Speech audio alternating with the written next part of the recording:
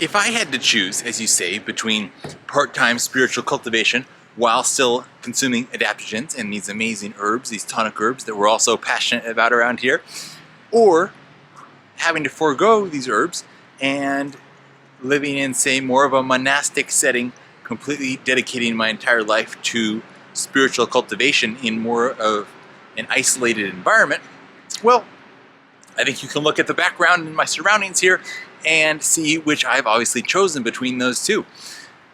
To me, this is exciting and dynamic and incredible and vibrant and amazing life with a whole host of different experiences that I'm interested in having whilst I'm here on this planet in this life. I think that also in terms of, as you call it, part-time spiritual cultivation, I think that a muscle is strengthened the most while pushing against some form of a resistance. There's many things that we all encounter every single day in our lives that challenge our highest self to be true, and that really test us, and that we grow stronger and we learn about ourselves through them. So to me, that's an amazing opportunity offered by living in the quote-unquote real world.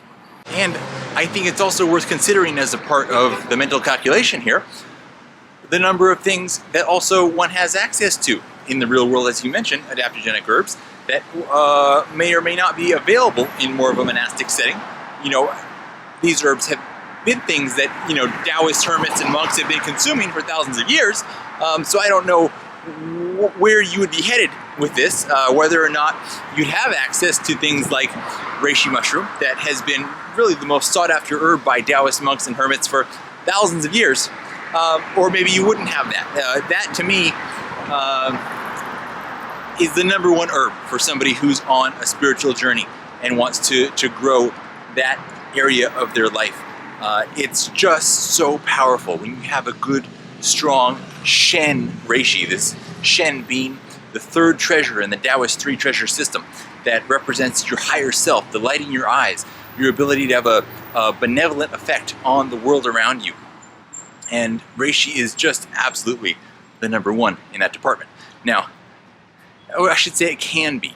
There's of course many levels of quality out there. If you have a reishi that's laboratory grown on grain, you're not going to have that experience. If you have a reishi that's wildcrafted in a remote mountain region on hardwood in an area where that reishi has evolved to thrive over thousands and thousands and thousands of years, well, then that's going to be a very different kind of spiritual experience with that reishi there. So to me, you have tools like that available to you, and then you also have things in a more technological way with something, for example, like neurofeedback. Like if you saved up some money over some time and then saved that up and spent it on, say, 20 neurofeedback sessions, that can have a very powerful effect on one's spiritual development right there, through getting you out of and training you out of these mental patterns that we get stuck in very often as resulting from past traumas. So that's something you could, of course, get over time through a meditation or a spiritual cultivation practice as well. But I think that in some cases, a tool like neurofeedback can actually help accelerate this. So this is where I stand on it. This is where I rest personally. However, you and me, we're different people, which is awesome. We have different spirits. We have different callings in life.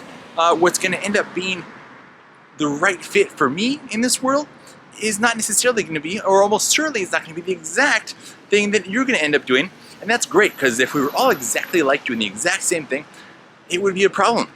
This you also see in the microbiome. If you only have one good bacteria, but it is the best bacteria, but if your entire microbiome is only formed of one strain of bacteria, you're not going to be healthy. The world needs this microbial and human diversity to make it spectacular. So if you feel called to go down a different path, amazing, fantastic. I think it's incredible, and I hope you find the peace and happiness and the incredible journey, most importantly, that you're looking for.